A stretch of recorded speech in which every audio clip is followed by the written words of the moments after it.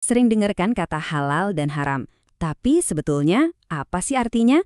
Nah, hari ini kita bakal kupas lebih dalam, bukan cuma sekedar daftar apa yang boleh dan nggak boleh, tapi gimana keduanya itu membentuk sebuah sistem etika yang utuh. Oke, kita mulai dari gambar ini ya. Timbangan. Simbol yang pas banget. Karena ini bukan cuma soal mana yang benar dan mana yang salah, tapi lebih ke soal keseimbangan.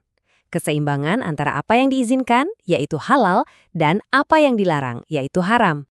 Sebetulnya, di semua sistem kepercayaan, gimana sih cara kita nentuin mana yang benar dan mana yang salah?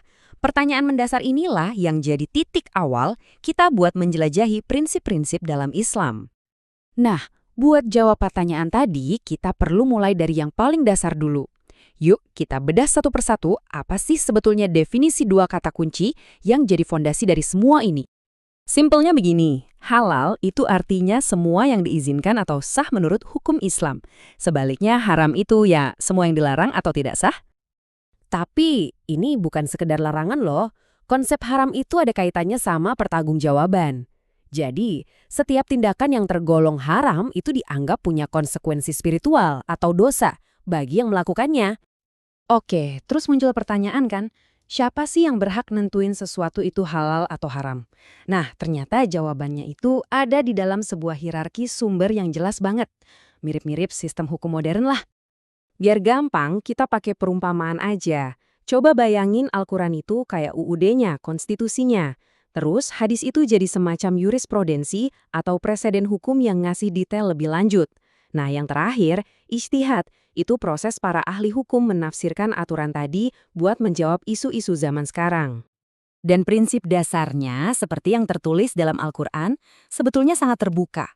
Intinya, semua itu pada dasarnya boleh, kecuali yang emang secara spesifik dilarang.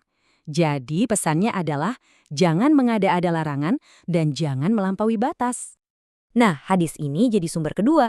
Fungsinya itu buat ngasih konteks, ngasih contoh, dan ngasih detail-detail penerapan dari prinsip-prinsip umum yang ada di Al-Quran tadi.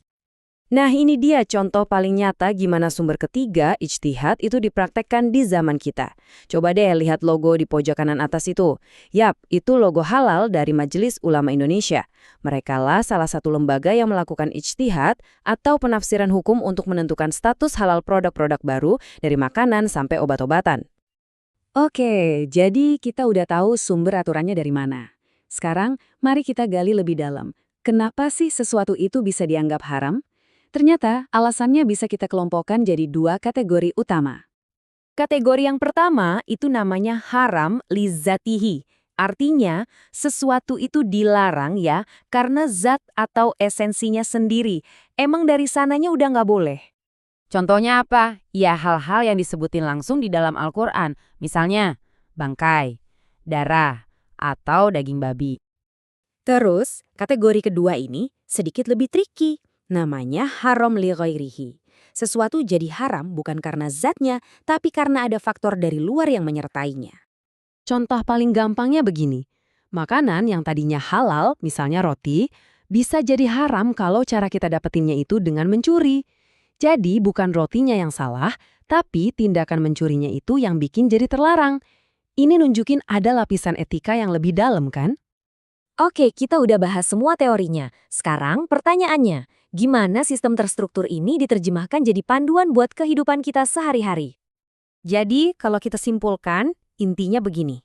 Halal itu simpelnya apa yang boleh, haram apa yang dilarang. Aturan dasarnya ada di Al-Quran, terus diperjelas lagi oleh Nabi Muhammad. Nah, gabungan semua ini akhirnya jadi semacam kerangka kerja yang jelas buat kita membuat pilihan setiap hari. Pada akhirnya, kalau kita pikir-pikir lagi, memahami sistem kayak gini tuh ngajak kita buat refleksi. Coba deh kita lihat aturan-aturan yang ngebimbing hidup kita sendiri. Entah itu aturan agama atau aturan sosial. Gimana sih semua itu membentuk setiap keputusan kecil yang kita buat setiap hari, dan pada akhirnya mendefinisikan siapa diri kita dan komunitas kita.